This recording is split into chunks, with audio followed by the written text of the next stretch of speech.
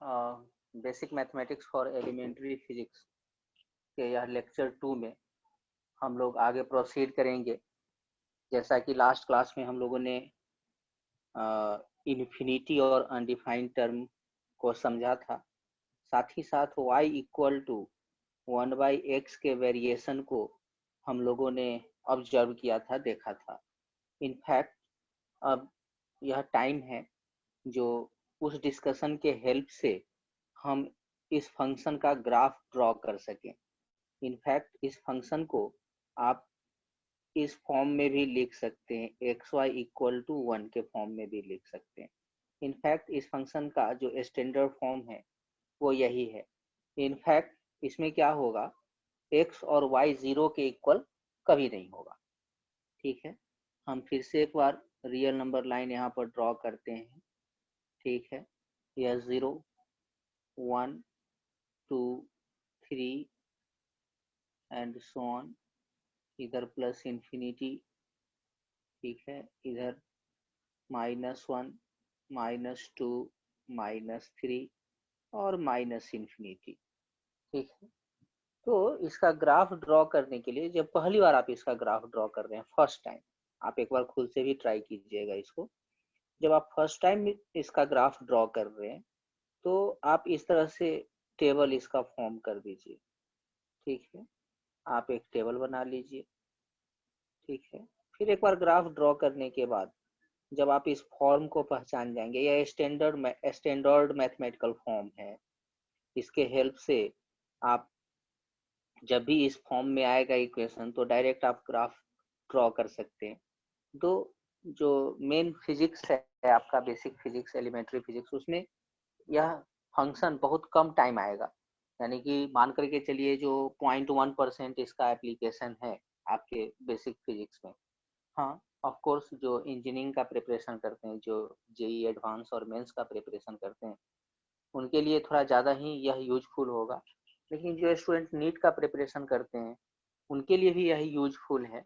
कम use होगा इसका, no doubt, but इसका पर्पस सिर्फ एप्लीकेशन नहीं है, बल्कि इसका पर्पस मैं पहले भी बता चुका हूँ आपको। तो इसका पर्पस यह भी है जो आप वेरिएशन को समझें। इनफैक्ट एक बार अगर आप वेरिएशन को अच्छे से समझते हैं, जो इंडिपेंडेंट वेरिएबल और डिपेंडेंट वेरिएबल में किस तरह से वह वेरिएशन होता है, इंडिपेंडेंट वेरिएबल के वेरी करने से डिपेंडेंट वेरिएबल किस तरह से वेरी करता है, इन्फिनिटी क्या है, अनडिफाइंड क्या है। ठीक है, तो आपका जो आगे का फिजिक्स है वो समझना आपके लिए आसान हो जाता है। सबसे बड़ी बात है, सबसे इम्पोर्टेंट है, जो आपको वे ऑफ थिंकिंग मिलता है। ठीक है, यहाँ पर हम देख रहे हैं जो एक्स वाई का प्रोडक्ट जो है, एक्स वाई का प्रोडक्ट जो है वह क्या है, 1 के इक्वल है। यानी कि x इंटू वाई, ठीक है, x इंटू वाई अगर ग्रेटर देन 0 है, मतलब ये पॉजिटिव है, तो यह क्या इंप्लाई करेगा, जो इस दोनों का साइन सेम होगा। x ग्रेटर देन 0 होगा तो y भी हमेशा ग्रेटर देन 0 ही रहेगा। और x अगर लेस देन 0 है, मतलब x अगर नेगेटिव ले लिए तो y भी लेस देन 0 होगा। हम यहाँ पर x equal to 0 y equal to 0 नहीं ले सकते। यानी कि यहाँ पर डिफिनीशन में ही आपको लिखना होगा जो x is not equal to 0। और जब x इक्वल टू 0 नहीं है, ठीक है, y भी किसी सर्कमस्टांस में 0 नहीं होगा, टेंडिंग टू 0 जरूर होगा जब x टेंड्स टू इन्फिनिटी होगा। ठीक है, तो यह बहुत ही इंपॉर्टेंट है, इस बात को आप ध्यान में रखिए। वहीं पर अगर एक्स वाई का प्रोडक्ट, अगर एक्स वाई का प्रोडक्ट लेस देन 0 है, मतलब निगेटिव है, तो सर्टेनली इस दोनों का साइन अपोजिट है। ठीक है, फॉर एग्जाम्पल, जैसे सपोज कीजिए हम x और y, x is equal to 2 ले लें, y इक्वल टू 3 ले लें, तो 2 इंटू 3 इक्वल टू क्या होगा, 6 होगा, जो ग्रेटर देन 0 है। तो मतलब इस दोनों का साइन अगर सेम है, दोनों पॉजिटिव है, तो उसका प्रोडक्ट ग्रेटर देन 0 आएगा। या दोनों निगेटिव है, सपोज कीजिए -2 इंटू -3, तो इस केस में यह कितना आएगा, 6 आएगा, जो कि ग्रेटर देन 0 है। तो अगर दो नंबर का a into be greater than 0 है तो दोनों का साइन सेम होगा, ए और बी का साइन हमेशा सेम होगा, तभी यह इनइक्वालिटी होल्ड करेगा, अदरवाइज यह इनइक्वालिटी होल्ड नहीं करेगा। ठीक है, तो उसी तरह से अगर हम कहें जो x y, x into y is less than 0, मतलब निगेटिव है, सपोज कीजिए, तो उस केस में क्या होगा, तो इस दोनों का साइन अपोजिट होगा। अगर x ग्रेटर देन 0 है तो y लेस देन 0 होगा, और x लेस देन 0 है तो y ग्रेटर देन 0 होगा, यानी कि इस दोनों का साइन जो होगा अपोजिट होगा। फॉर एग्जाम्पल, जैसे सपोज कीजिए x इज इक्वल टू -2 ले लें और y इक्वल टू 3 ले लें, तो अब -2 इंटू 3 इज इक्वल टू -6 आ जाएगा, जो लेस देन 0 है। ठीक है, वहीं पर अगर हम x इज इक्वल टू 2 ले लें, y इक्वल टू -3 ले लें, तो फिर इसका प्रोडक्ट क्या आएगा, निगेटिव आएगा, यानी कि 2 इंटू -3 इज इक्वल टू -6, जो कि लेस देन 0 है। इनइक्वालिटी पर थोड़ा बहुत और हम आगे चर्चा करेंगे, ठीक है, जब हम मॉडुलस फंक्शन वगैरह का चर्चा करेंगे वहां पर इनइक्वालिटी का हम चर्चा कर देंगे। ठीक है, इससे क्या होगा, जो आप मैथमेटिकल ऑपरेशन को काफी माने इजीली लेंगे, यानी कि मैथमेटिकल ऑपरेशन आपके लिए काफी आसान हो जाएगा, उसमें मैथमेटिक्स का टेंशन नहीं रहेगा। जो ये फिजिक्स का यह पार्ट है, तो इसको हम मैथमेटिक्स के पॉइंट ऑफ व्यू से कैसे देखें, या मैथमेटिकल थिंकिंग में कहीं से कोई दिक्कत नहीं होगा। ठीक है, और यह 100% श्योर रहिए, जो इतना मिनिमम मैथमेटिकल थिंकिंग फिजिक्स को समझने के लिए तो सभी का होना चाहिए, और ये कोई डिफिकल्ट नहीं है, ये तो खुद से सेल्फ ऑब्जर्वेशन की बात है, आप डायरेक्ट इसको खुद से ऑब्जर्व कर सकते हैं। ये तो क्लास 8-9 में होता है, आप इसको ऑब्जर्व कर माने ऑब्जर्व करते हैं या नहीं करते हैं, बट करना चाहिए। ठीक है, तो यहाँ पर x और y है सपोज कीजिए, अब इसका हम टेबल बनाते हैं। जैसे मान लीजिए x इज इक्वल टू हम 0 ले लेंगे, सपोज सॉरी x इज 0 नहीं, x इज इक्वल टू 1 ले लेंगे, तो y भी कितना आएगा 1। x is equal to suppose कर लीजिए 2 ले लेंगे, ठीक है ना, तो y इक्वल टू कितना आएगा 0.5। ठीक है, x is equal to suppose कीजिए हम 4 ले लिए, तो y इक्वल टू कितना आएगा 0.25, like this. x is equal to suppose कर लीजिए हम 10 ले लिए, 2 का हम माने यहाँ पर डिफरेंस दे रहे हैं, सपोज कर लीजिए, तो ठीक है 2 का यहाँ पर डिफरेंस दीजिए, 6 ले लीजिए, तो ये 1/6 हो जाएगा। ठीक है, उसी तरह से अगर x इज इक्वल टू 8 ले लीजिए, ठीक है, तो यह कितना हो जाएगा, तो ये हो जाएगा 0.125, इसको 2 से डिवाइड करेंगे तो कितना आएगा 0.125। ठीक है, तो इसी तरह से यह डिक्रीज करता चला जाएगा। ठीक है, अब x इज इक्वल टू, ठीक है, अब x इज इक्वल टू हम 0.1 ले लेते हैं। ठीक है, तो y इक्वल टू कितना आ जाएगा, y इक्वल टू 10 आ जाएगा। ये 0.01 ले लेते हैं, तो यह कितना आ जाएगा, ये आ जाएगा 100 आ जाएगा। उसी तरह से 0.001 ले लें, तो ये कितना आ जाएगा 1000 आ जाएगा ETC। ठीक है, इसी तरह से आप आगे प्रोसीड कर सकते हैं। हमने यहाँ पर x सिर्फ पॉजिटिव लिया, y भी देखिए सिर्फ पॉजिटिव आ रहा है। ठीक है, उसी तरह से अब हम मतलब यहाँ पर स्पेस कम है, हम बोर्ड चेंज करते हैं, नेक्स्ट बोर्ड पर देखते हैं। जो अब x निगेटिव लेंगे तो यह टेबल कैसे फॉर्म होगा। ठीक है, मतलब पॉजिटिव निगेटिव के लिए एक ही टेबल में हमें बनाना था, बट ठीक है, ज्यादा स्पष्ट होगा। जो एक बार हम x सिर्फ पॉजिटिव लिए तो y भी पॉजिटिव आया, अब हम x निगेटिव लेंगे तो y भी क्या आएगा, निगेटिव आएगा। जरा देखिए, ये दोनों टेबल एक ही फंक्शन का है, ठीक है ना, ये बात ध्यान में रखना है।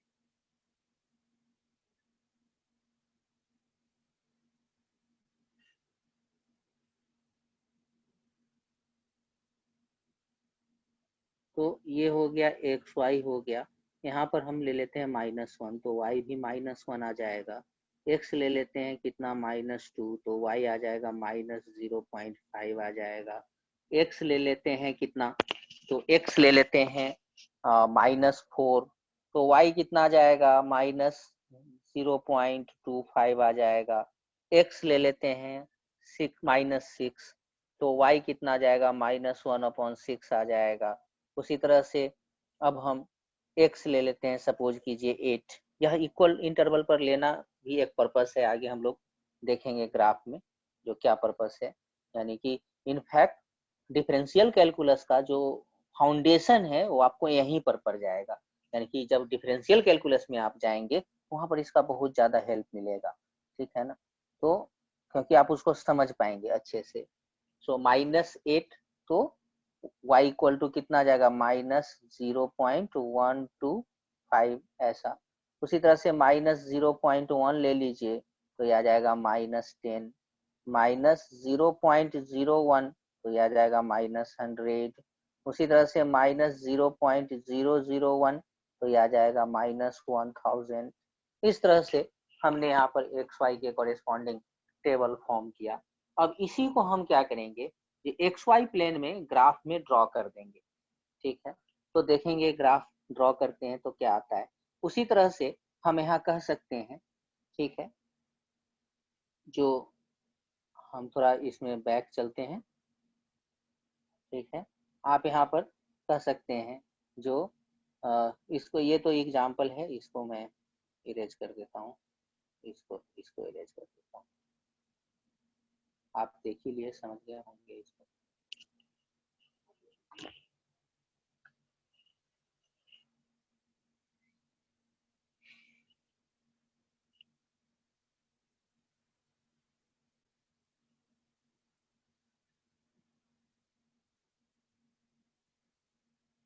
तो यहाँ पर क्या होगा, जो जैसा कि हम लोग देखे, जो x जब इधर की ओर 0 की तरफ जा रहा है पॉजिटिव साइड से, x जब पॉजिटिव साइड से 0 की तरफ जाएगा तो 1/x मतलब y जो है, y इक्वल टू 1/x, ये इन्फिनिटी की तरफ भागेगा। ये 0 के जस्ट राइट साइड का नंबर होगा, ठीक है। तो y जो होगा वो इन्फिनिटी के जस्ट लेफ्ट साइड का नंबर होगा, मतलब इनफाइनाइटली लार्ज होगा। यानी कि आप यहाँ पर क्या कहेंगे, जो x टेंस टू 0 प्लस, तो y टेंस टू इन्फिनिटी। वहीं पर x टेंस टू इन्फिनिटी मतलब प्लस इन्फिनिटी, तो y टेंस टू क्या होगा इस केस में, y टेंस टू 0 मतलब 1/इनफाइनाइटली लार्ज। जैसा कि आप देख रहे हैं, तो जैसे जैसे यह टर्म इंक्रीज करता जा रहा है, ये छोटा y का वैल्यू छोटा होता जा रहा है। आप यहाँ से ऑब्जर्व कीजिए, x कितना हो गया, 4 हो गया तो ये 0.25 हो गया, x 6 हो गया तो यह 1/6 हो गया। क्योंकि यह फ्रैक्शन है 1/6, इस तरह से 0.25 के फॉर्म में नहीं आएगा, तो इसलिए मैं 1/6 ही इसको लीव किया, ठीक है। उसी तरह से 8 है यहाँ पर, तो यह 0.125 आया। तो इसी तरह से आप देख रहे हैं, जो x जैसे जैसे इंक्रीज कर रहा है, मतलब x जो है वह इधर की ओर जा रहा है, ठीक है, यानी कि इन्फिनिटी की तरफ, x टेंस टू इन्फिनिटी होगा तो 1/x टेंस टू क्या होगा, 0 होगा, ठीक है। यानी कि इसी को लिमिट ऐसे, limit x tends to 0 plus, ठीक है, 1/x is equal to infinity, ऐसे भी लिखते हैं। प्योर मैथमेटिक्स वाले ऐसे लिखेंगे, जब आप प्योर मैथमेटिक्स करेंगे तो वहां पर इस तरह से लिखना होगा। लेकिन चलिए, हमारा तो यहाँ पर समझना पर्पस है ना, तो इसीलिए हम इस रिप्रेजेंटेशन में ऐसे इसको लिख दिए। हालांकि ऐसे भी इसको आप लिखेंगे तो कोई फाइन नहीं करेगा, बट एक होता है स्टैंडर्ड मैथमेटिकल रिप्रेजेंटेशन, जो मैथमेटिक्स के माने रिप्रेजेंटेशन के डिसिप्लिन को फॉलो करते हुए आप इसको लिख रहे हैं, ठीक है। उसी तरह से limit x tends to infinity 1/x tends to मतलब इक्वल टू 0, ये टेंस टू 0 होता है बट इक्वल टू 0 लिखते हैं, जैसा कि लास्ट क्लास में मैंने बताया था, जो यह मैथमेटिक्स का डिफॉर्म्ड लैंग्वेज है, ठीक है, बिगड़ा हुआ भाषा मैथमेटिक्स का है। तो ठीक है, इस तरह से ये लिमिटिंग वैल्यू कहलाता है इसका, जो लिमिटिंग वैल्यू 0 है, मतलब 0 कभी नहीं होगा वो, ठीक है। तो इस तरह से यहाँ पर हम देखते हैं, ठीक है, जो x जितना ज्यादा लार्ज होगा y उतना स्मॉल होगा। x न कभी इंफिनिटी होगा, y न कभी 0 होगा, ठीक है, कभी भी y 0 नहीं होगा। उसी तरह से x कभी भी 0 नहीं होगा, y कभी भी इंफिनिटी के इक्वल नहीं होगा, टेंडिंग टू इंफिनिटी होगा, ठीक है। तो फिर हम लोग अब आगे उसी तरह से यहाँ पर चलते हैं। तो अगर x tends to 0 minus, 0 minus का मतलब क्या, जो 0 पर लेफ्ट साइड से, यह 0 पर, ये 0 है ना, तो इस पर यह x जो होगा वो लेफ्ट साइड से जाएगा, तो निगेटिव रहेगा हमेशा ये। तो उस केस में y टेंस टू क्या होगा, माइनस इन्फिनिटी। और x tends to minus infinity, तो y टेंस टू क्या होगा, 0 फ्रॉम लेफ्ट, 0 माइनस कह सकते हैं, ठीक है। प्लस वाले में यूजुअली हम लोग नहीं लिखते हैं, ये लूज रिप्रेजेंटेशन है, स्ट्रिक्ट रिप्रेजेंटेशन नहीं हुआ, लेकिन ठीक है चलिए ऐसा, मतलब y भी निगेटिव रहेगा बट 0 टेंड करेगा। तो इस तरह से अब हम इस दोनों टेबल के हेल्प से इसके ग्राफ को अगर ड्रॉ करें, तो आप ग्राफ ड्रॉ करने का जो क्लास 10th में आप मेथड अडॉप्ट करते हैं वो क्या होता है, डिफरेंट डिफरेंट पॉइंट्स आप लेते हैं, x लिए y आया, ठीक है। जैसे यहाँ पर सबसे जो आप फर्स्ट वैल्यू लेना पसंद करेंगे वो 1 1 लेना पसंद करेंगे, ये 1 हुआ, ये भी 1 हुआ। उसके बाद आप क्या लेंगे, तो उसके बाद आप लेंगे 2, यहाँ पर 2 लेंगे तो ये इसका आधा होगा, ठीक है, यानी कि यहाँ पर आएगा 2, ठीक है। उसी तरह से फिर इसका आधा होगा, 4 लेंगे आप तो, ठीक है ना, 4 लेंगे तो इसका हाफ होगा। फिर उसी तरह से 6 लेंगे तो यहाँ पर आएगा ऐसे, ये पॉइंट्स आएंगे। उसी तरह से आपने मतलब 0.1 लिया, आपने 0.1 लिया तो ये कितना आ जाएगा, ये आ जाएगा और 10 आ जाएगा। फिर उसी तरह से यानी कि इस पर y लिए हैं, इस पर x लिए हैं, और भी पॉइंट्स आप लेंगे इधर, ठीक है, तो यहाँ पर ऐसे आएगा। यानी कि आप क्या फाइंड करेंगे, जो इन सब पॉइंट्स को ज्वाइन करेंगे आप, तो ऐसा ग्राफ आप फाइंड करेंगे ऐसा, ठीक है। x भी पॉजिटिव है, y भी पॉजिटिव है वहीं पर, ठीक है। जब x आप -1 -2 -3 ऐसे लेंगे तो ये कितना आएगा, -1 -2 -3 etc, ठीक है। तो यहाँ भी उसी तरह से आप लेंगे, चलिए ये ओरिजिन, ठीक, हम एक रेफरेंस लेंगे,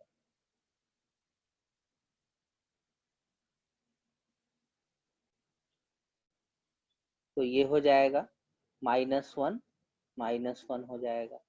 उसी तरह से जब -2 आप लेंगे तो ये यहाँ पर आएगा, -3 लेंगे तो ये यहाँ पर आएगा, -4 लेंगे तो ये यहाँ पर आएगा। इस तरह से पॉइंट्स आएंगे, ठीक है।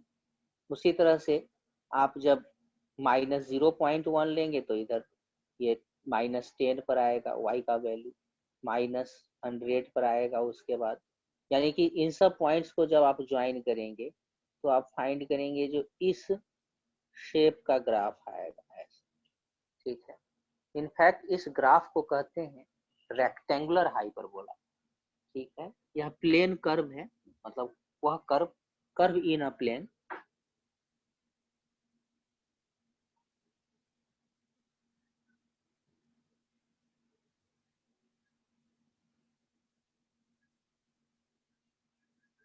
curve in a plane is called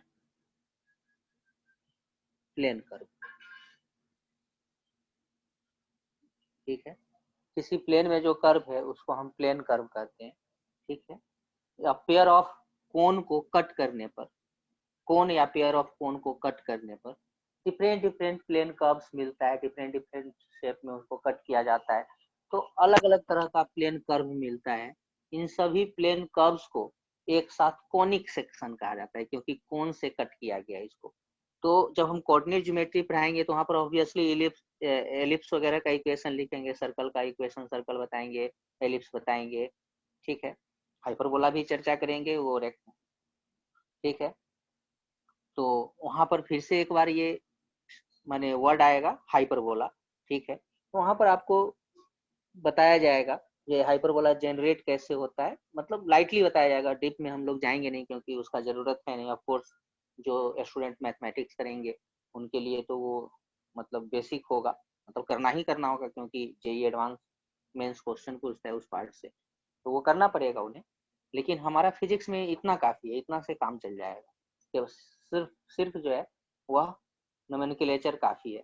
तो यहाँ पर इस कर्व को कहा जाता है, मतलब इसको साइमल्टेनियसली कहा जाता है रेक्टेंगुलर, माने ये पूरा कंबाइंड दोनों कर्व को एक साथ क्योंकि एक ही फंक्शन से आया ना, एक ही इक्वेशन से आया, रेक्टेंगुलर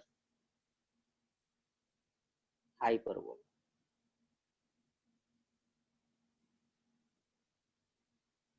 ठीक।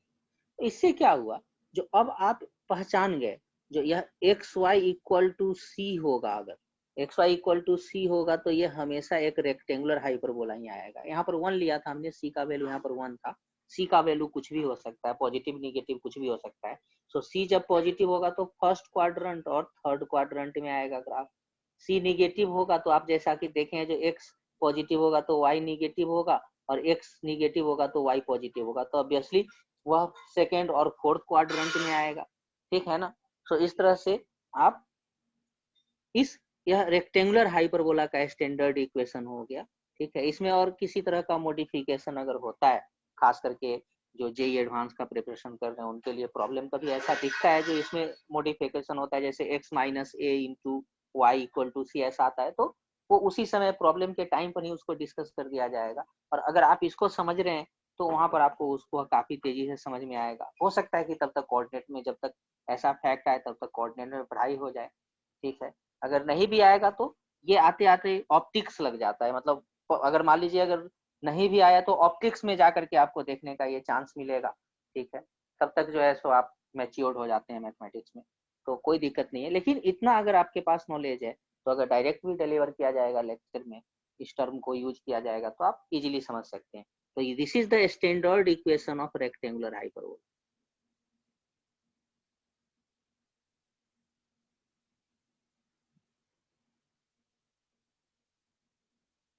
ठीक है। तो ये स्टैंडर्ड इक्वेशन है रेक्टेंगुलर हाइपरबोला का। तो अब हम क्या करेंगे, तो जब भी इस फॉर्म में, अब हमारे पास इतना टाइम नहीं होगा इतना टेबल बनाने का। ठीक है ना। यह टेबल फॉर्म करने का इतना वक्त हमारे पास नहीं होगा। अब हम चूंकि यह देख लिए जो स्टैंडर्ड इक्वेशन हमारे पास है, एक्स वाई इक्वल टू सी है, ये रेक्टेंगुलर हाइपरबोला ही आएगा अगर सी ग्रेटर देन 0 है। ठीक है। तो हम ग्राफ ऐसा ड्रॉ कर देंगे इस तरह का। ठीक।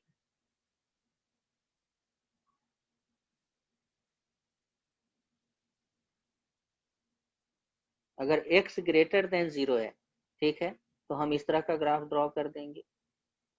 सॉरी, c ग्रेटर देन 0 है तो, ठीक है, अगर c ग्रेटर देन 0 है तो ऐसा। ठीक है। ये लाइन ड्रॉ करने की जरूरत नहीं है, बट कर सकते हैं। अगर c ग्रेटर देन 0 है तो ऐसा। इनफैक्ट ये y equal to x line होता है, जिसको axis of the rectangular hyperbola बोलते हैं। y इक्वल टू x को यहाँ पर y इक्वल टू एक्स, इस फॉर्म के लिए y इक्वल टू एक्स आएगा, that is called axis. y equal to x is a straight line. आगे हम लोग कोऑर्डिनेट ज्योमेट्री में इसको देखेंगे। और is a straight line,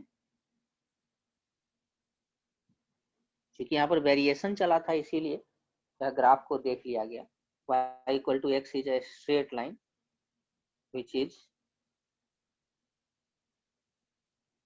called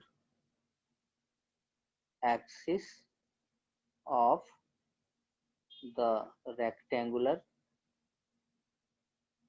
hyperbola. ये रेक्टेंगुलर हाइपरबोला का एक्सिस। ठीक। वहीं पर अगर c लेस देन 0 होगा, ठीक है, एक्स वाई इक्वल टू सी और c लेस देन 0 है, तो यही ग्राफ ऐसा आ जाएगा। यह ग्राफ ऐसा है।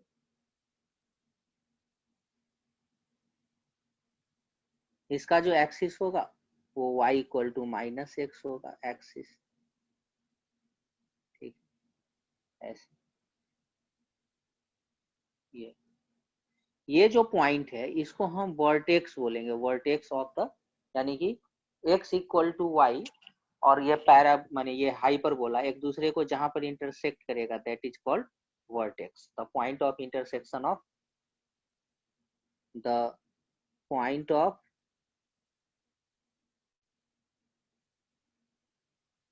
Intersection of the axis y equal to, इसके लिए माइनस एक्स और पहले वाले के लिए y equal to x.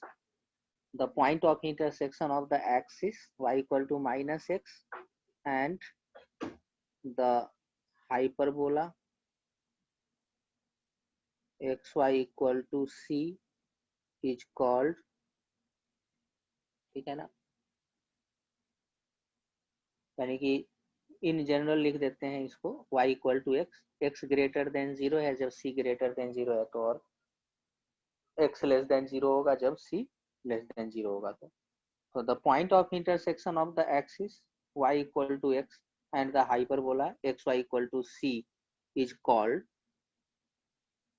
The vertex of the hyperbola. तो इतना काफी, ठीक है, मतलब रेक्टेंगुलर हाइपरबोला।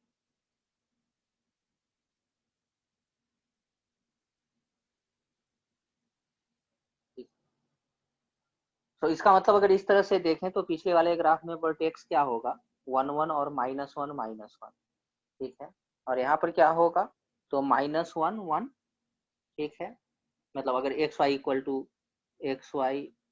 टू -1 है तो, ठीक है, तो ये हो जाएगा -1 1 और 1 -1 हो जाएगा वर्टेक्स इसका। ये पॉइंट जो आएगा वो 1 -1 और ये पॉइंट जो होगा वो 1 -1 1, ये। So this one is vertex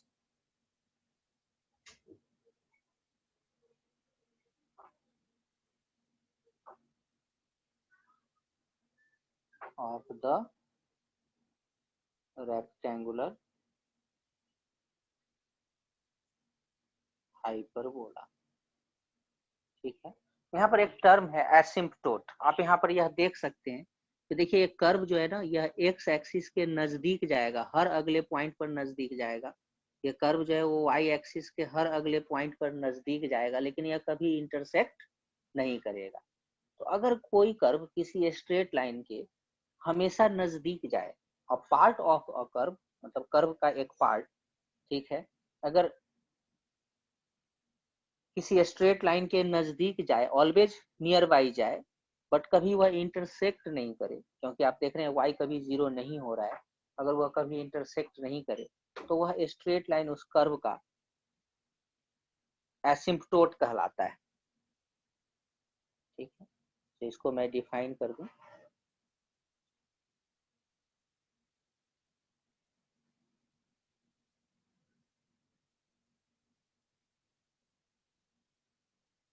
asymptote if a part of a curve always moves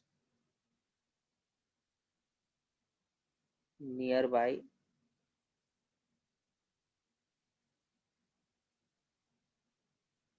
always moves towards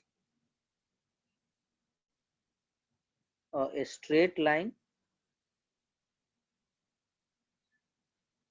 but never intersects,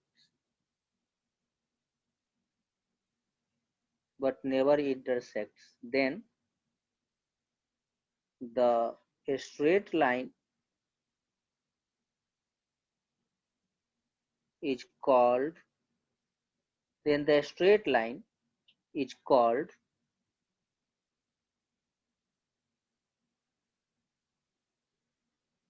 asymptote of the curve। मतलब यहाँ पर अगर देखें इस डिफिनीशन के अकॉर्डिंगली, अगर आप देखें तो एक्स एक्सिस वाई एक्सिस इस रेक्टेंगुलर हाइपरबोला का एसिम्पटोट्स है, ठीक है।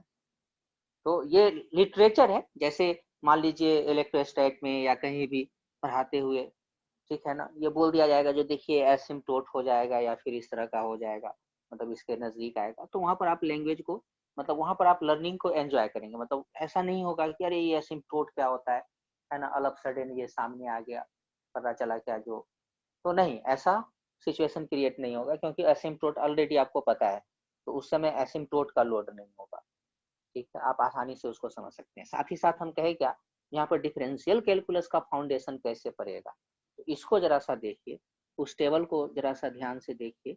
जैसे अगर इस कर्व को हम देखें, ऐसे हाफ कर्व लेते हैं, आधा पार्ट लेते हैं, जैसे सिंप्लिसिटी के लिए एक्स वाई इक्वल टू 1 ही ले लेते हैं। मैं आपको ये बात बता दूं, जो एक्स वाई इक्वल टू अगर सी है तो c जैसे जैसे ग्रेटर होता जाएगा ना, जैसे c इक्वल टू 2 होता जाएगा तो वो कर्व इसके बाद आएगा ऐसे, यानी कि उसका ये फैलाव जो है ना वो ज्यादा होता चला जाएगा। ठीक है, अगर c और ग्रेटर होगा तो वो कर्व और यहाँ से ऐसे घूम जाएगा, दूर से घूमेगा, ओरिजिन से दूर से घूमेगा वो, यानी कि ऑब्वियस है, आप चेक कर सकते हैं कि वर्टेक्स कहाँ पर लाई करेगा। x is equal to y और x y equal to c को सॉल्व करके, इस दोनों को सॉल्व करके, जैसे इसमें अगर आप फाइंड करेंगे इस दोनों को सॉल्व करके तो x इज इक्वल टू कितना आ जाएगा, प्लस माइनस रूट अंडर सी आ जाएगा। ठीक है, और उसी तरह से y इक्वल टू तब फिर प्लस माइनस रूट अंडर सी आ जाएगा, provided c is greater than 0। ठीक है, तो कंडीशन वही रहेगा जो x is greater than 0, y is greater than 0, x is less than 0, y is greater than 0। ठीक है, तो ये आ जाएगा, तो स्क्वायर रूट ऑफ c आ जाएगा। तो जैसे c इक्वल टू 2 है तो वर्टेक्स रूट टू पर आएगा। तो ये है चीजें।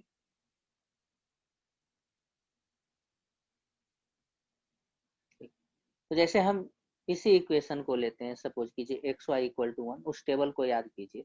जैसे हम देखें क्या, जो यहाँ पर 1 है सपोज कीजिए, ठीक है ना, यहाँ पर क्या है, ये 2 है, यहाँ पर क्या है 4 है। ठीक है, यहाँ पर 2 ही से हम लोग देख लेंगे, 6 है, यहाँ पर क्या है 8 है, ऐसे ये कर्व इस लाइन के नजदीक आ रहा है बट कभी इंटरसेक्ट नहीं करेगा। ये x टेंस टू इन्फिनिटी होगा, ये y टेंस टू क्या होगा, 0 होगा, ये 0 पर जाएगा, 0 होने चलेगा, कभी होगा नहीं 0। ठीक,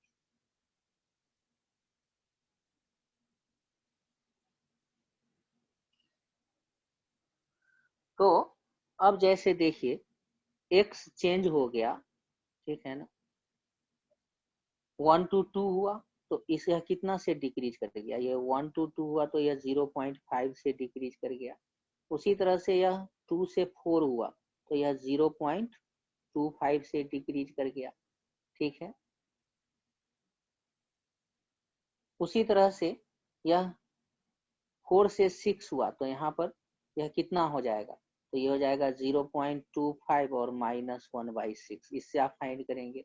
फिर यहाँ पर यह 8 हो गया तो और कितना से डिक्रीज कर गया, तो ये 1/6 -8 से डिक्रीज कर गया। तो यहाँ पर डेल्टा वाई की अगर हम बात करें, जो x इज इक्वल टू कितना, यहाँ से इस 2 इंटरवल, इस 3 इंटरवल में हम लोग डिस्कशन करते हैं, x is equal to 2, x जो है वह 2 से चेंज करके 4 हो गया, तो change in x is equal to कितना आया, 4 -2 is equal to 2। Delta x से हम डिनोट करते हैं चेंज को, सो चेंज इन x। देखिए चेंज हमेशा फाइनल माइनस इनिशियल होता है, चेंज ऑलवेज क्या होता है, फाइनल माइनस इनिशियल। तो x का फाइनल वैल्यू कितना हुआ 4 और इनिशियल वैल्यू कितना हुआ 2, चेंज ऑलवेज जो होगा वह क्या होगा, चेंज फाइनल माइनस इनिशियल, ये हमेशा, इसमें कोई चेंजिंग नहीं होगा, ये ऑलवेज, फिजिक्स पढ़ते समय भी आपको ये ध्यान में रखना होगा, जो चेंज, क्योंकि चेंज हमेशा वहां पर आएगा, टर्म चेंज चेंज चेंज, तो that will be final minus initial. ठीक है, तो चलिए नेक्स्ट पेज पर हम लोग इसका डिस्कशन करते हैं।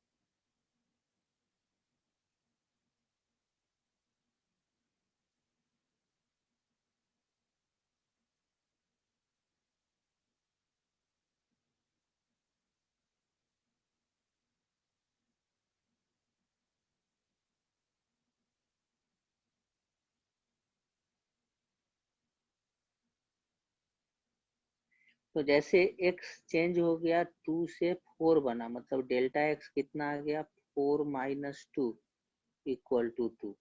तो y कहाँ से कहाँ चेंज हो गया, 2 पर यह कितना था 0.5 से चेंज होकर के 0.25 हो गया, 4 पर गया x तो मतलब चेंज इन डेल्टा y, मतलब change in y is equal to कितना आ गया, तो ये आ जाएगा डिक्रीज कर रहा है ये। ठीक है ना, तो चलिए फाइनल माइनस इनिशियल, तो ये हो जाएगा कितना, माइनस माने 0.25 -0.5, तो यह कितना हो जाएगा, -0.25 हो जाएगा। तो ये डेल्टा वाई आ गया। तो रेट ऑफ चेंज की अगर हम बात करें, जो rate of change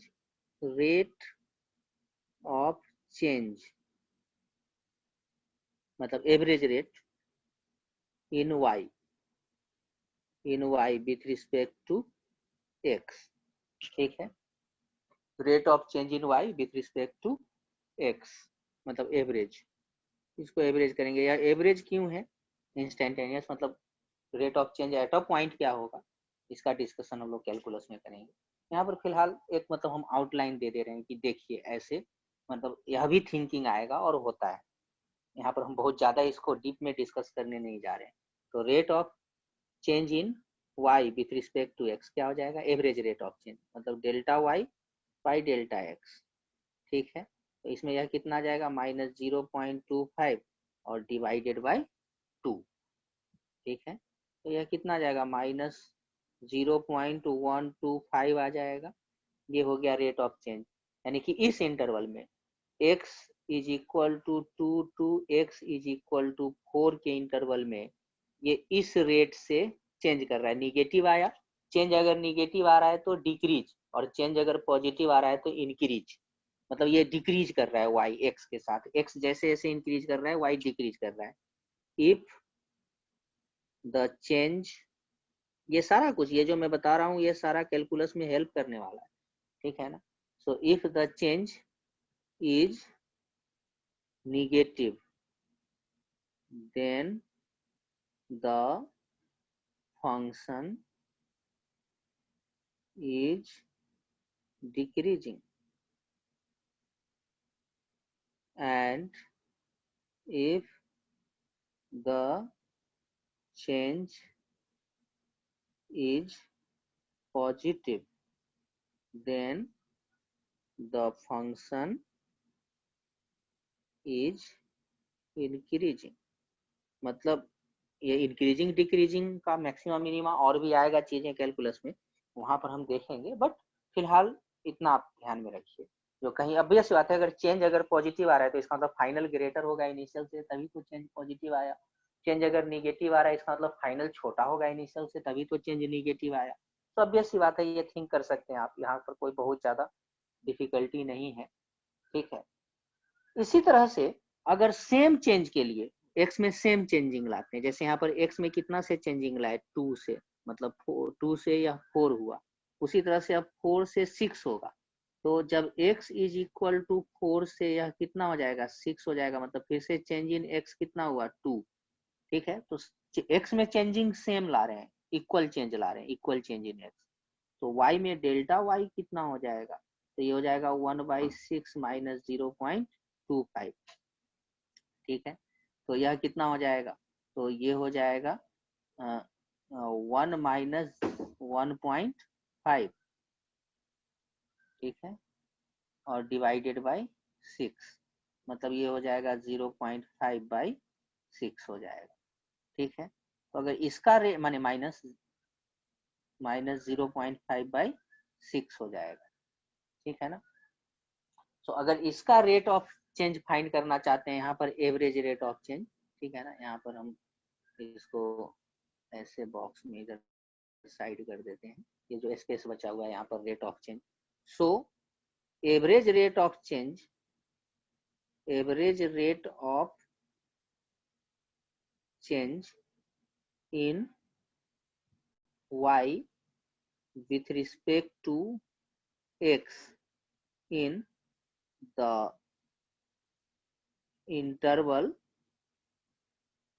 x is equal to 4 to x is equal to 6 is कितना हो जाएगा, चेक कीजिए। तो ये हो जाएगा delta y by delta x, ये हो जाएगा कितना, -0.5 अपॉन 6 होल डिवाइडेड बाई 2, क्योंकि डेल्टा x 2 है, तो ये हो जाएगा -0.5 और डिवाइडेड बाई 12, ये हो जाएगा ना। तो यह कितना आएगा, तो आप देखिए,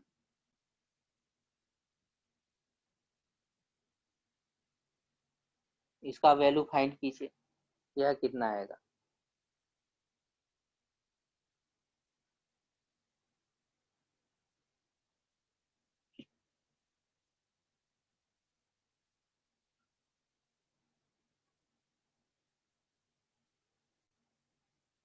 तो यह आ जाएगा 0.5 अप्रोक्सीमेटली माने -0 पॉइंट निगेटिव में आएगा, -0.0417 ले लेते हैं, 041, इधर नीचे मैं लिख दे रहा हूँ,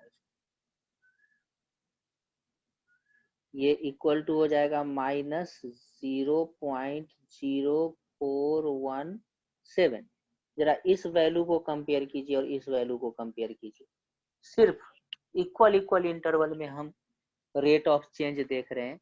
तो जिस रेट, जितना फास्ट रेट से 2 से 4 में ये डिक्रीज कर रहा था, उससे कम फास्ट रेट से, उससे कम रेट से या 4 से 6 में डिक्रीज कर रहा है, उससे कम रेट से या 6 से 8 में। इसी तरह से आप खुद कैलकुलेट कर सकते हैं, तो 4 इंटरवल में और कैलकुलेट करके देखिए, क्योंकि आपको अपने आप को कन्विंस करना है।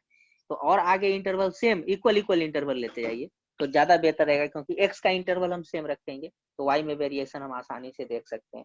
तो यह इक्वल चेंज इन इंटरवल के लिए आप यहाँ पर देख सकते हैं, ठीक है।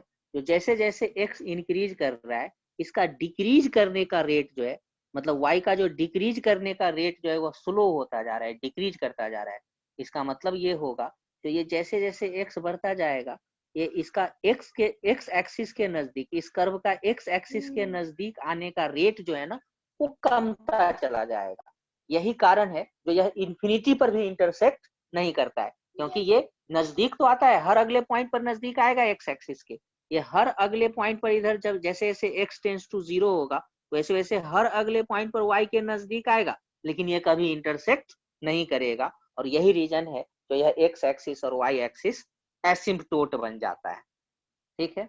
सो यह काफी है, इतना डिस्कशन काफी है यहाँ पर फिलहाल। लेकिन ये सब जो डिस्कस किए हैं, ये डिस्कशन आपको कहीं ना कहीं डिफरेंशियल कैलकुलस में काफी बेनिफिट देगा। वहां पर आपका समझने का जो स्पीड होगा वो हाई होगा, आप फास्टली चीजों को समझेंगे, क्योंकि वहां पर जो काम होना है उसका कुछ पार्ट यहाँ पर हो गया। तो इस बात को सिर्फ आपको डिफरेंशियल कैलकुलस में याद दिलाया जाएगा। तो देखिए, जब हम x y equal to 1, x y equal to c rectangular hyperbola का डिस्कशन कर रहे थे, तो वहां पर इस तरह के वेरिएशन के बारे में, रेट ऑफ चेंज के बारे में हमने चर्चा करा था, एवरेज रेट ऑफ चेंज के बारे में हमने चर्चा करा, ठीक है।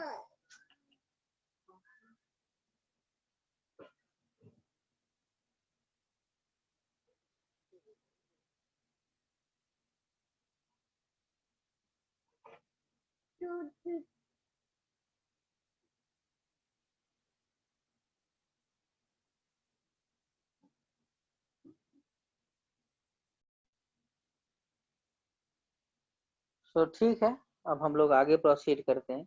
सो ये था, हम रियल नंबर से स्टार्ट हुए हैं। रियल नंबर में अभी ये रियल नंबर ही इनफैक्ट चल रहा है, उसमें हम लोगों ने वेरिएशन को देखा, इसके बीच में आ गया रेक्टेंगुलर हाइपरबोला, उस रेक्टेंगुलर हाइपरबोला का हम लोगों ने डिस्कशन करा। इनफैक्ट अल्टीमेट गोल यही है इन सब डिस्कशन का, जो आपका वे ऑफ थिंकिंग, आपका thinking capability thinking ability develop हो, ठीक है। और एप्लीकेशन में तो होएगा ही फिर।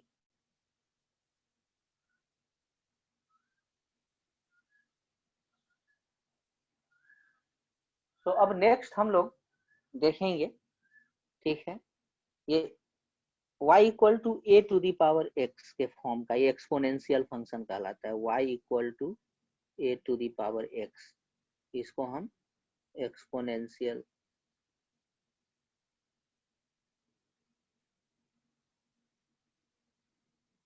फंक्शन कहते हैं, ठीक है। यहाँ पर कंडीशन ये होता है, जो a is greater than 0, a is not equal to 1, ठीक है। यानी कि a ग्रेटर देन 0 होगा, a equal not equal to 1 होगा। क्या होगा, a इक्वल टू 1 हो जाएगा तो y में कोई चेंजिंग आएगा नहीं, फिर वो कांस्टेंट फंक्शन हो जाएगा, x का वैल्यू चाहे जो ले लीजिए, ठीक है। 1 का 1 ही रहेगा तो वो कांस्टेंट फंक्शन हो जाएगा इससे, ठीक है। सो इस केस में y हमेशा ग्रेटर देन 0 रहेगा, ठीक है। x पॉजिटिव निगेटिव कुछ भी हो सकता है, बट y निगेटिव कभी नहीं होगा, ठीक है। अब इसका जैसे for example a greater than 0, मतलब ये डोमेन रेंज हम टर्म यहाँ पर यूज नहीं कर रहे हैं, जो इस फंक्शन का ये डोमेन हो गया, ये रेंज आएगा, ये सब, क्योंकि हम यहाँ पर लिटरेटिक जंबल में नहीं जाना चाहते हैं, live it for the people of mathematics, जो लोग मैथमेटिक्स करेंगे उनके लिए ये टर्म छोड़ दीजिए डोमेन रेंज करने के लिए। हालांकि हम लोग भी यूज करेंगे, किसी का इस पर जो है सो सिंगल कॉपीराइट नहीं है, बट बहुत ज़्यादा मैथमेटिकली जम्बल्ड वर्ड हो जाएगा वो डोमेन रेंज अगर हम करें यहाँ पर। तो इनफैक्ट ये डोमेन वगैरह ही लिखा गया ब्रैकेट में जो आप देख रहे हैं, लेकिन उसका चर्चा माने वो टर्म हम यूज नहीं करेंगे। जैसे एक एग्जाम्पल ले लेते हैं, ठीक है ना। इसका ग्राफ बहुत समझना आसान हो जाएगा। जैसे y equal to 2 to the power x ले लेते हैं, ठीक है ना। यानी कि यहाँ पर ये a इक्वल टू कितना हो जाएगा, 2 हो गया। अब देखिए x इज इक्वल टू, यहाँ पर टेबल तैयार कर लीजिए, ठीक है। तो ग्राफ बहुत आसानी से आप इसका ग्राफ ही देखना पर्पस है यहाँ पर, और कुछ नहीं। ये स्टैंडर्ड फंक्शन होगा, इसका ग्राफ इस तरह का आएगा। एक आइडिया रहना चाहिए, क्योंकि y equal to e to the power x के ग्राफ का जरूरत आपको पड़ेगा। For example concept of physics by S C Verma, problem जब आप सॉल्व करेंगे फिजिक्स एंड मैथमेटिक्स का, तो क्वेश्चन नंबर प्रोबेबली लास्ट में है जा करके 24 के बाद, 23-24 प्रॉब्लम के बाद है, मतलब लास्ट का जो पेज है उसका एक्सरसाइज का, उसके लेफ्ट साइड के जो है सो लेफ्ट साइड का कॉलम है, उसमें ये प्रॉब्लम वहाँ पर आपको सॉल्व करना होता है, ठीक है। तो आप देख सकते हैं उसको, तो वहां पर आपको इसका जरूरत होगा, इस तरह के फंक्शन के ग्राफ का जरूरत होगा, तो जाकर के आप वो प्रॉब्लम सॉल्व कर सकते हैं, ठीक है। इसका नॉलेज है तो वो प्रॉब्लम आपके लिए काफी आसान होगा, अगर इसका नॉलेज नहीं है तो वो प्रॉब्लम डिफिकल्ट लगेगा। इसीलिए यूजुअली बच्चों को वह एक्सरसाइज डिफिकल्ट लगता है, बट है बहुत आसान जब आप इसको समझ रहे हैं तो जैसे x इज इक्वल टू आप 0 ले लीजिए, तो y इक्वल टू कितना आ जाएगा 1। x इज इक्वल टू 1 ले लीजिए तो y इक्वल टू कितना आ जाएगा, तो y इक्वल टू आ जाएगा 2। x इज इक्वल टू 2 ले लीजिए, y इक्वल टू कितना आ जाएगा 4, एंड सो ऑन, ठीक है। x tends to infinity, y tends to infinity होगा ऑब्वियसली। यहाँ पर a ग्रेटर देन 0 है, तो x जैसे जैसे पावर जैसे जैसे इंक्रीज करेगा y इंक्रीज करेगा, ठीक है ना। यानी कि y equal to a to the power x में if a is greater than 1, then y will increase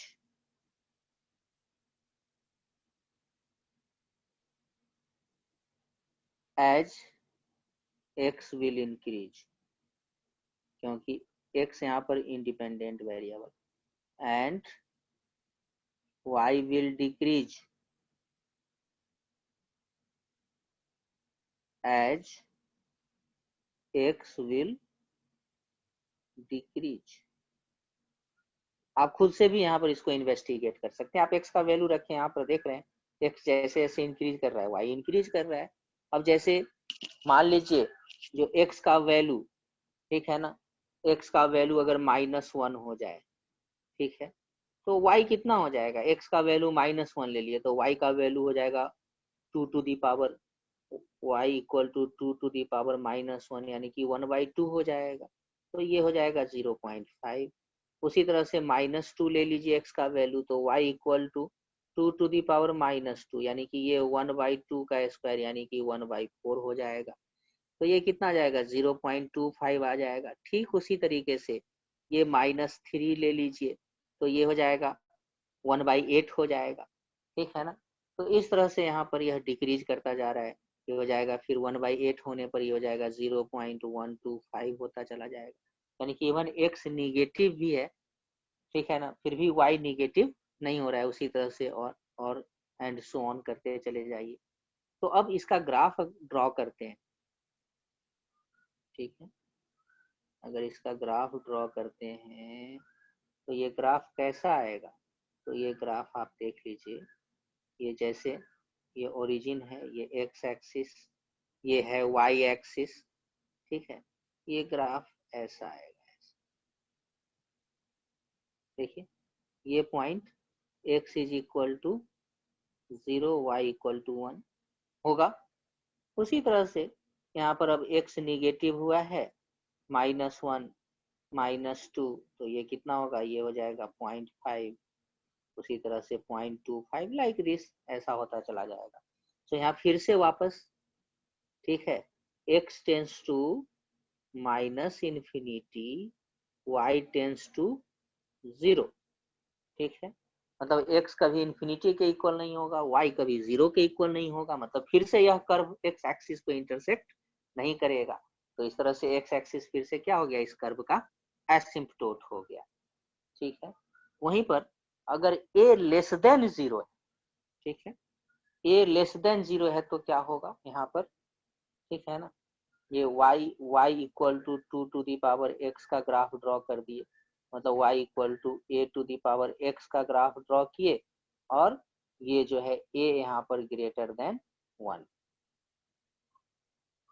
ठीक है। तो जब a ग्रेटर देन 1 होगा तो 0 1 से तो उस कर्व को पास करना ही करना है, कोई भी आप इन जनरल a ले लीजिए, तो वह कर्व 0 1 से तो पास करेगा ही करेगा, ठीक है ना, क्योंकि ये निगेटिव कभी नहीं होगा, क्योंकि x जैसे ही 0 लेंगे y 1 आ जाएगा, चाहे a का वैल्यू जो भी हो, ठीक है, अपने डोमेन ऑफ डिफिनीशन में जो भी वैल्यू होगा तो वो 1 ही आ जाएगा।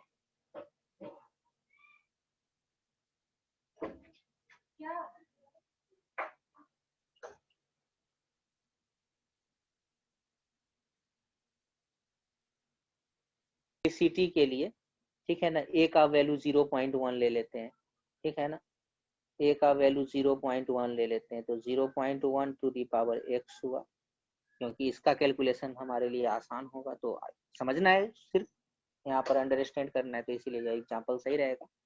तो अब यहाँ पर देखिए, यहाँ पर आप क्या फाइंड करेंगे, x जैसे जैसे इंक्रीज करेगा y डिक्रीज करेगा, यानी कि अगर a 1 से छोटा हो, अगर यह बेस 1 से छोटा हो, ठीक है, तो पावर जैसे जैसे इंक्रीज करेगा वैसे वैसे यह y क्या होगा, मतलब a to the power x क्या होगा, डिक्रीज करेगा।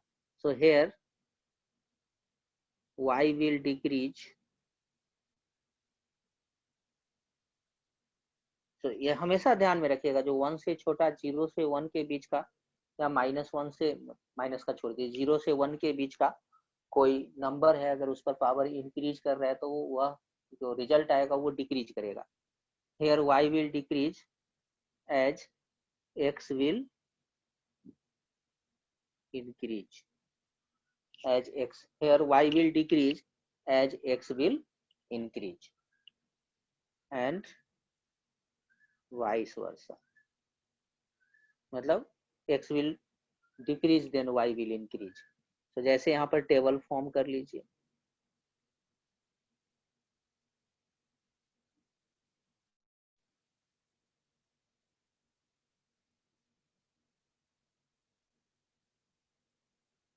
ठीक है, एक्स वाई, यहाँ पर x इज इक्वल टू 1 ले लिए तो y कितना आ जाएगा, 0.1 आ जाएगा, x अगर 2 ले लिए तो यह 0.01 आ जाएगा, x अगर 3 ले लीजिए तो यह 0.001 आ जाएगा। उसी तरह से अगर x -1 ले लिए तो देखिए y कितना आ जाएगा, 10 आ जाएगा, ठीक है। x इज इक्वल टू, अगर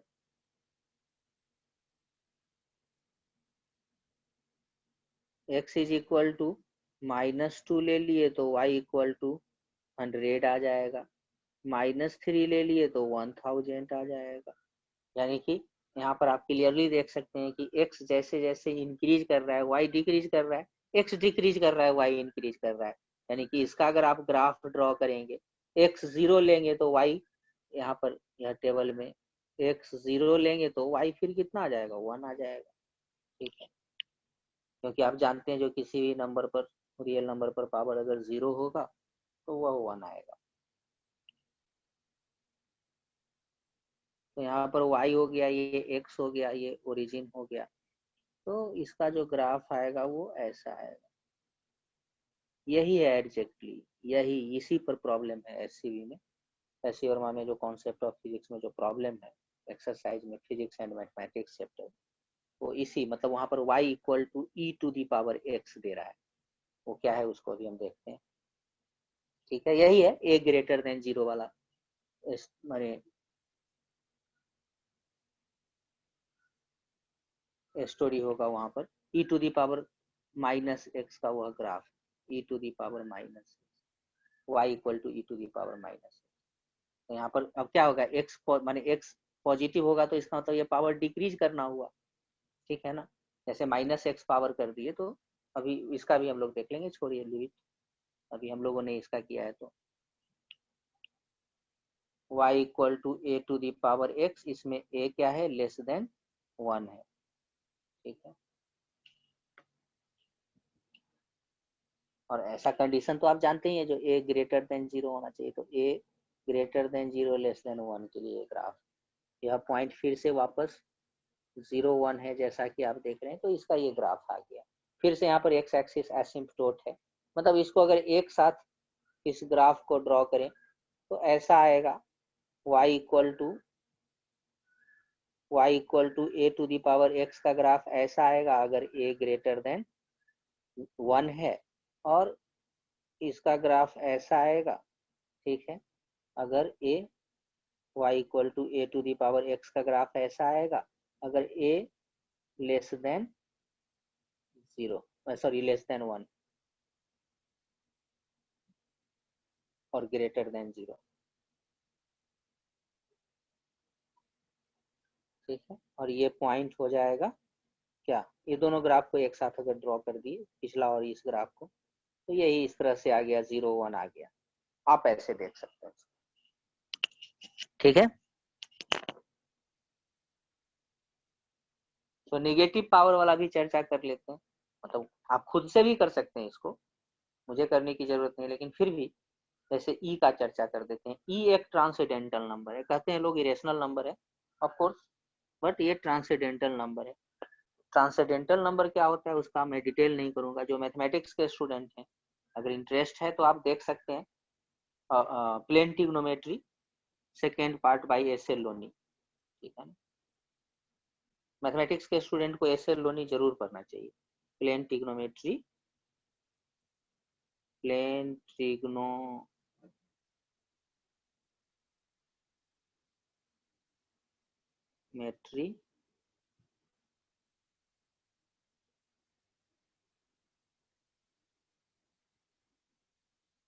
बाय एस एल लोनी, ठीक है, किसी भी पब्लिकेशन का आप देख सकते हैं,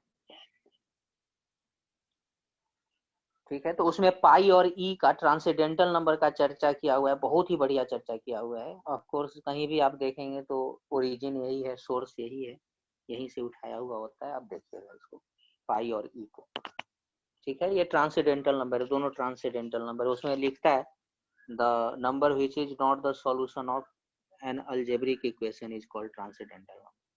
तो पाई उसमें दो आता है, पाई और ई ट्रांसेंडेंटल नंबर, ठीक है। ये पार्ट 1 पार्ट 2 ये दोनों जरूर देखना चाहिए मैथमेटिक्स के स्टूडेंट के लिए, ठीक है। दुनिया का सबसे बेहतरीन बुक में से एक है ये ट्रिग्नोमेट्री का। हाँ, जो नीट का प्रिपरेशन कर रहे हैं वो मत इन सब बुक को देखिएगा, क्योंकि टाइम बेकार जाएगा। आप इस बुक को देख करके जो समझने का प्रयास करेंगे वो काम मैं खुद यहाँ पर कर दे रहा हूँ। तो इसीलिए जिनको नीड है वो ही करें, मतलब मैथमेटिक्स के स्टूडेंट का वो जरूरत है, क्योंकि वो उसको रैंक बढ़ाएगा एडवांस में, ठीक है। मेंस में, जेई मेंस में बढ़ाए ना बढ़ाए जो भी है, मतलब बेसिक बात है, फंडामेंटल कॉन्सेप्ट क्लियर है तो जेई एडवांस जेई मेंस सब में रैंक बढ़िया आएगा, ठीक है। खास करके जो गुड रैंक के लिए फाइट कर रहे हैं, टॉप रैंक के लिए फाइट कर रहे हैं जेई एडवांस में, उनके लिए एसएल लोनी तो मस्ट है,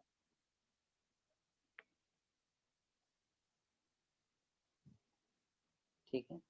तो चलिए, ई क्या है, पाई क्या है वो तो आप जानते हैं। पाई का वैल्यू जो होता है वह 3.14 होता है, इरेशनल नंबर लोग बोलते हैं 22/7, बट 22/7 भी लिखते हैं, यहाँ पर कंफ्यूजन होता है जिसको पीवाईक्यू के फॉर्म में भी आप लिख रहे हो, ठीक है। Terminating, non terminating and non repeating decimal आता है क्या, बहुत ज्यादा नंबर ऑफ डिजिट्स के बाद आता है रिपीटिंग, रिपीटेशन होता है, बट इसको इरेशनल नंबर मानते हैं, बट है ये ट्रांसेंडेंटल नंबर, आप देखिए।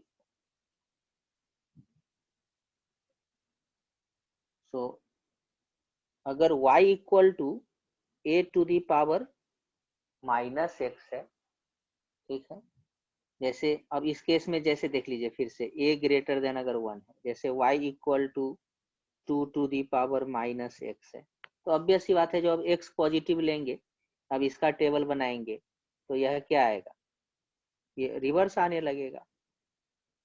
ठीक है ना, ऐसे ये अगर आप 0 ले लिए तो ठीक है, ये 1 तो आएगा, लेकिन अगर 1 ले लिए तो ये 0.5 आएगा, ये 2 ले लिए तो 0.25 आएगा। देखिए डिक्रीज करने लगा अब इसमें, यहाँ पर a ग्रेटर देन 0 है, इसमें पावर इंक्रीज कर रहा है। ठीक है, x का वैल्यू हम इंक्रीज कर रहे हैं तो y डिक्रीज कर रहा है, क्योंकि ये निगेटिव पावर है ना। इसको अगर हम लिखेंगे तो ये क्या हो जाएगा, 1/2 का whole to the power x, ऐसा हो सकता है ना। तो फिर से यहाँ पर a क्या आ गया, लेस देन 0 आ गया ना, ये 0.5 टू दी पावर x आ गया। तो फिर बात तो एक ही आ गया ना, यानी कि एक ही सिंगल कॉन्सेप्ट है और उसी को मॉडिफाई कर दिया, a to the power minus x कर दिया। तो क्या फर्क पड़ता है, आप इसको खुद चेक कर सकते हैं, इतना मैथमेटिकल स्किल आपको खुद से डेवलप करना होगा। ठीक है, अगर यही पावर निगेटिव होने लगा, -1 हुआ तो यह कितना आ जाएगा, तो ये 2 आ जाएगा, -2 हुआ तो ये 4 आ जाएगा। ऑब्वियसली इसका ग्राफ जो आएगा, तो इसका ग्राफ y x, मतलब जो a लेस देन 0 के लिए, माने a लेस देन 1 के लिए जो ग्राफ है वो आ जाएगा y equal to a to the power x, मतलब यहाँ पर -x में a ग्रेटर देन 0 है, a ग्रेटर देन 0 है, लेकिन ग्राफ ये वाला आएगा, इसका वाला आएगा। ठीक है, तो क्योंकि यहाँ पर टेबल से आप देख लीजिए इसको, ग्राफ ऐसा है। ठीक, पाई का वैल्यू 3.14 एंड सो ऑन लेते हैं। उसी तरह से ई ट्रांसीडेंटल नंबर है, इसका भी वैल्यू 2.71 सो ऑन लेते हैं। तो ऐसा देखें जो ई भी ग्रेटर देन 1 है। ठीक है, पाई तो ग्रेटर देन 1 है ही, जैसा कि आप जानते हैं। ठीक है, तो इसका जो ग्राफ आया, ठीक है ना, अगर मान लीजिए आपको कह रहा है y equal to e to the power x का ग्राफ ड्रॉ कीजिए, तो a ग्रेटर देन 0, मतलब इसका ग्राफ जो आएगा ये 0, 1। ठीक है, अब सो सिमिलरली, ठीक है ना, y equal to e to the power x का ग्राफ ड्रॉ करने के लिए कहा। ठीक है, तो e क्या है, ग्रेटर देन 1 है, e का वैल्यू ग्रेटर देन 1 होता है, तो इसीलिए ये ग्राफ ऐसा आ जाएगा। ठीक है, y और x। ठीक है, वहीं पर अगर y equal to e to the power minus x का ग्राफ ड्रॉ करने के लिए कहा, तो ये ग्राफ ऐसा आ जाएगा ऑब्वियसली, यहाँ पर y और ये x। तो वो जो एसईवी में प्रॉब्लम का जो मैं चर्चा कर रहा था, वहां पर वो यही है, यह प्रॉब्लम है। मतलब y कर रहा है find the area bounded by a curve, ये कर्व है ना, find the area bounded by a curve y equal to e to the power minus x between the axis, मतलब बिटवीन द एक्सिस का मतलब between x and y axis. तो area जो ये bound करेगा वो तो यही एरिया बाउंड करेगा ना, तो इसमें इंटीग्रेशन का भी कॉन्सेप्ट आएगा। मतलब इस ग्राफ से आप वहां पर क्या पकड़ेंगे, जो आपको इंटीग्रेशन का लिमिट कहाँ से कहाँ तक लेना है, तो आपको दिखेगा जो इधर तो ये ओपन है ना, इधर जैसे मान लीजिए ऐसा ग्राफ हम ड्रॉ किए, ऐसा ग्राफ हम ड्रॉ किए, तो इधर ये एरिया बांधने जा रहा है, बाउंड करने जा रहा है, जबकि इधर का एरिया क्या है, ओपन। इधर का एरिया ओपन है, इधर का एरिया क्या होगा, ऑलमोस्ट बाउंडेड होगा। ठीक है, तो area bounded by the curve between the axis, मतलब ये एरिया फाइंड करना है वहां पर। तो ये एरिया फाइंड करना है, इसका मतलब क्या, जो इसको इंटीग्रेट करना होगा, इंटीग्रेशन से एरिया आता है, वो हम कैलकुलस में देखेंगे। मैं सिर्फ ये बोल दे रहा हूँ यहाँ पर, इसीलिए मैं बोल दिया ताकि जब वहां पर वह प्रॉब्लम मैं डिस्कस करूंगा तो आपके ध्यान में आ जाना चाहिए जो ऐसा था। हालांकि वहां पर मैं फ्रेश ग्राफ ड्रॉ करूंगा फिर से, लेकिन इतना टेबल बना करके मैं ग्राफ ड्रॉ नहीं करूंगा। मैं याद दिलाऊंगा आपको जो लेक्चर 2 में इस कर्व को ड्रॉ किया गया था। ठीक है, और अगर मान लीजिए आप भूल भी गए तो कोई बहुत यहाँ पर डिफिकल्टी है नहीं। ई का वैल्यू आप जानते हैं 2.71, मतलब क्या, जो ग्रेटर देन 1 है और तब उसके कोरेस्पॉन्डिंग ई का वैल्यू, ठीक है, 2.71 है, तो आप e y equal to e to the power minus x का ग्राफ न ड्रॉ करके y equal to 2 to the power minus x का ग्राफ इजीली ड्रॉ कर सकते हैं। फटाफट ड्रॉ करके उसी शेप का आएगा, क्योंकि ये पॉइंट तो कॉमन है ना, 0, 1 तो कॉमन होगा, इसी पर y एक्सिस को ये इंटरसेक्ट करेगा। तो ये बेनिफिट आप उठाइए यहाँ पर, जो एग्जैक्टली इस फंक्शन का ग्राफ न ड्रॉ करके अगर भूल गए हैं तो इसका ग्राफ ड्रॉ कर लीजिए और देख लीजिए जो e to the power minus x का ग्राफ किस शेप का आएगा, क्योंकि यहाँ पर सिर्फ शेप से ही काम चलेगा आपका। लिमिट तो आपको यहीं से मिलेगा, 0 से इंफिनिटी उसका लिमिट लगेगा, ठीक है ना। तो वो जब आएगा प्रॉब्लम तो वहां पर डिस्कस किया जाएगा, ठीक है। सो रियल नंबर में आज इतना ही। अब इसमें एक पार्ट बच गया है बस मॉडुलस फंक्शन का, मॉडुलस मॉड का, मैग्नीट्यूड का, ठीक है, जो कि हम लेक्चर 3 में उसका डिस्कशन करेंगे, मॉडुलस फंक्शन का। और उसके बाद रियल नंबर वाला पार्ट जो है वह समाप्त हो जाएगा बेसिक मैथमेटिक्स के पॉइंट ऑफ व्यू से। फिर उसके बाद हम लोग ट्रिग्नोमेट्री स्टार्ट करेंगे, ठीक है। तो आज के लिए इतना ही। So thank you very much and good luck.